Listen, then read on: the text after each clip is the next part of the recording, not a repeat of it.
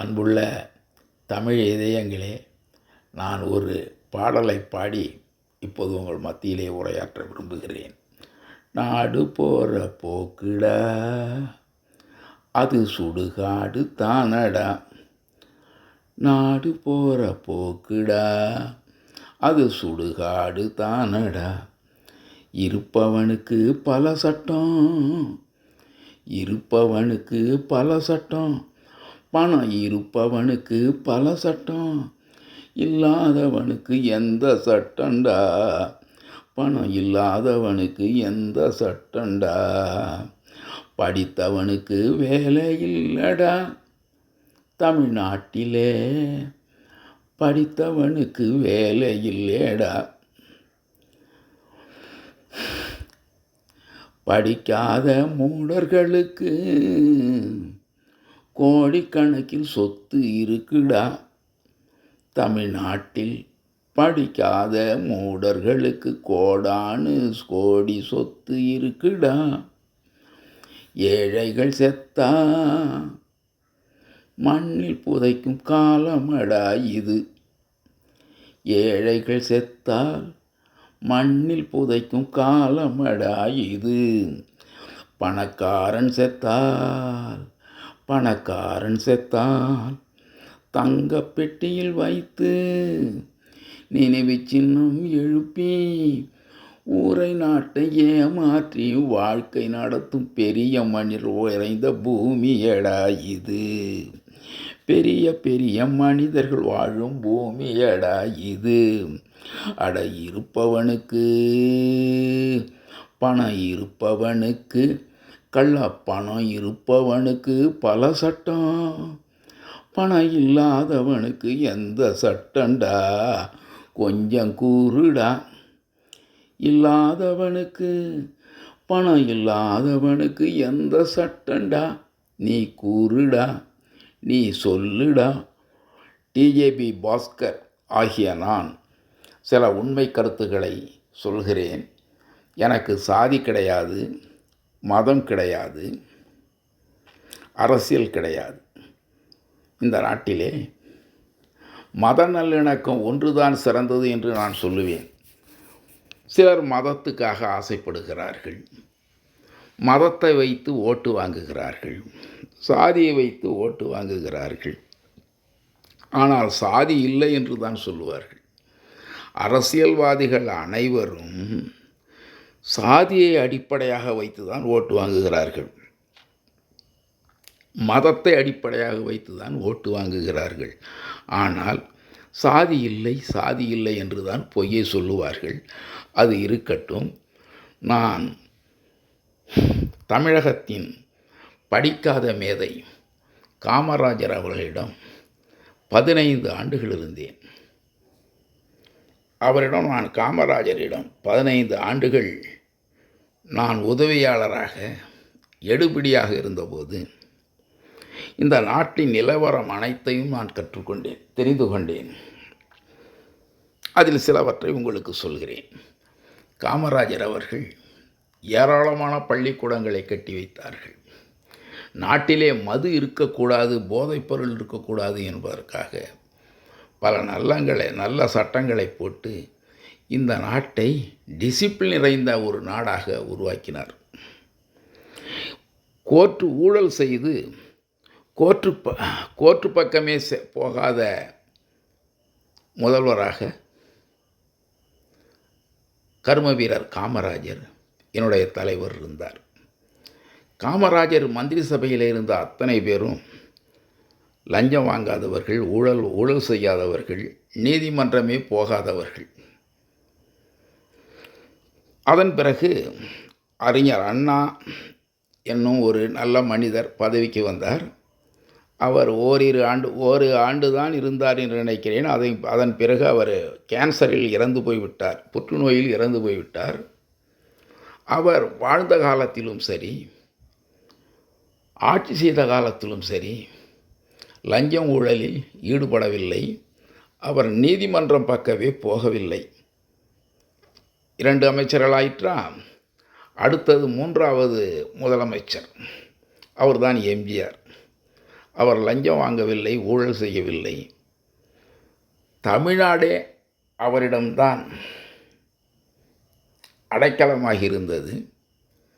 மத நல்லிணக்கத்திற்கு உதாரணமாக எம்ஜிஆர் இருந்தார்.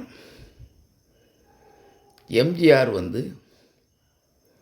ஒரு குற்றச்செயலிலும் ஈடுபட்டதில்லை. எந்த நீதிமன்றத்தின் படிக்கட்டிலும் அவர் ஏறவில்லை. அவர் இறந்த இந்த நாளிலும் கூட, இறந்து போய் பல ஆண்டுகள் ஆனாலும் கூட அவர் மீது எந்த வழக்குகளும் கிடையாது. ஆனால் அதன் பிறகு வந்தவர்கள் எல்லோருமே ஊழல்வாதிகளாக தான் இருந்தார்கள். நான் சொல்ல வேண்டிய அவசியமில்லை. எல்லோரும் ஊழல்வாதி.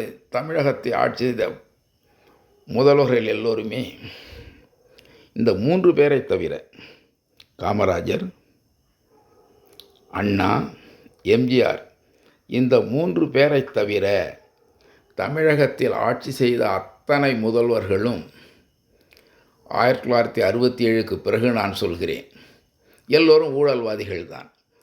1967க்கு முன்னால் ஆட்சி செய்தவர்களெல்லாம் ஊழல் செய்யாதவர்கள். ஆனால் இன்று எப்படி ஊழலை ஒழிக்க முடியும்? ஊழலை ஒழிக்க முடியாது. ஒரு அரசாங்க வேலைக்கு போக வேண்டும் என்று சொன்னால் ஜாதியை வைத்து தான் வேலை கொடுக்கிறார்கள், மதத்தை வைத்து தான் வேலை கொடுக்கிறார்கள். ஓபிசி என்று சொல்லக்கூடிய அதர் பேக்வேர்டு கம்யூனிட்டிஸுக்கு இந்த நாட்டில் வேலையே கொடுப்பதில்லை, அரசாங்க வேலையே கிடையாது. அப்புறம் எப்படி இந்த நாட்டில் மத நல்லிணக்கத்தை காப்பாற்ற முடியும்?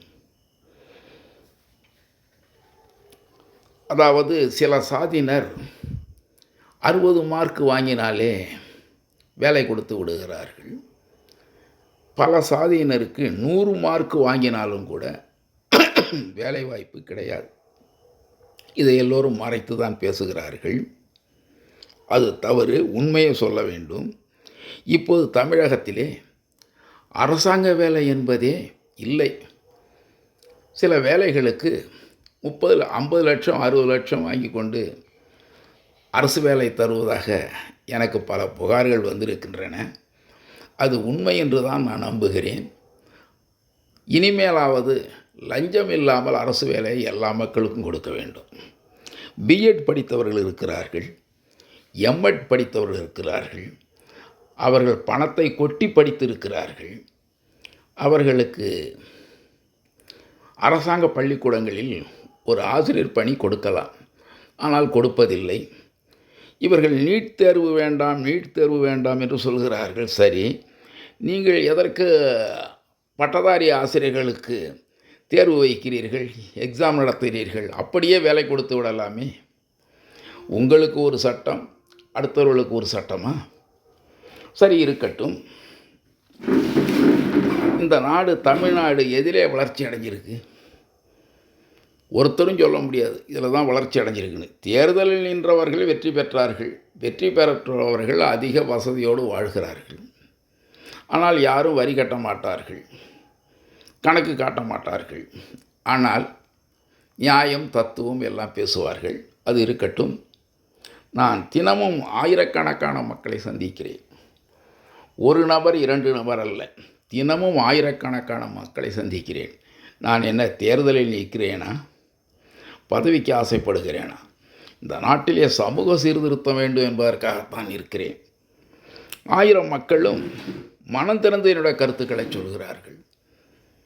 என்னுடைய கருத்து என்பது மத நல்லிணக்கம் மட்டும்தான். என்னுடைய கருத்து சட்ட போராட்டங்கள் தான், ஆயுதம் தாங்கிய வன்முறை போராட்டம் அல்ல.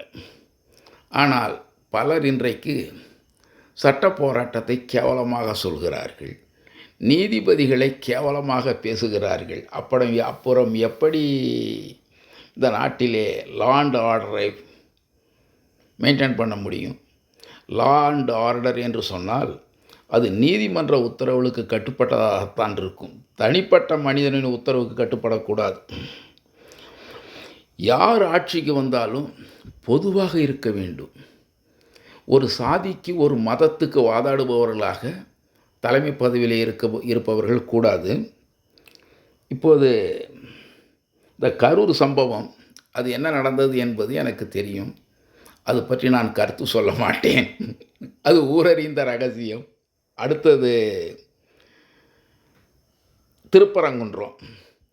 இது என்ன நடந்தது என்பது எனக்கு தெரியும். மக்கள் கருத்துக்களையும் கேட்டேன். ஆனால் அந்த கருத்துக்களை நான் சொல்ல மாட்டேன். ஏனென்று கேட்டால் நான் மத நல்லிணக்கத்தை தான் ஆதரிக்கிறேன். ஜாதியை ஆதரிக்க மாட்டேன், மதத்தை ஆதரிக்க மாட்டேன். அது எனக்கு தேவையில்லை. ஜாதியை வச்சு ஓட்டு வாங்க மாட்டேன், மதத்தை வச்சு ஓட்டு வாங்க மாட்டேன், சாமியை கும்பிட்டு ஓட்டு கேட்க மாட்டேன். சாமி இருக்குன்னு சொல்ல மாட்டேன், இல்லைன்னு சொல்ல மாட்டேன். சாமி இருந்தால் என்ன, இல்லாட்டி என்ன, மனிதன் மனிதனாக இருக்கணும், அவ்வளவுதான். சரி, இந்த நாட்டிலே இனிமேலாவது ஒரு நல்ல நீதி ஏழை மக்களுக்கு கிடைக்குமா? அப்படி கிடைத்தால் அதை நான் மனப்பூர்வமாக ஆதரிப்பேன். சாதி வெறி மதவெறி தமிழ்நாட்டில் ஒழிய வேண்டும். சாதி வெறியும் மதவெறியும் அதிகமாக தமிழகத்தில் இருக்குது. இதை எப்படி தடுப்பார்கள் என்று எனக்கு தெரியவில்லை. ஆனால் மத நல்லிணக்கம் என்பது நாகப்பட்டினத்தில் இருப்பதை நான் அறிவேன்.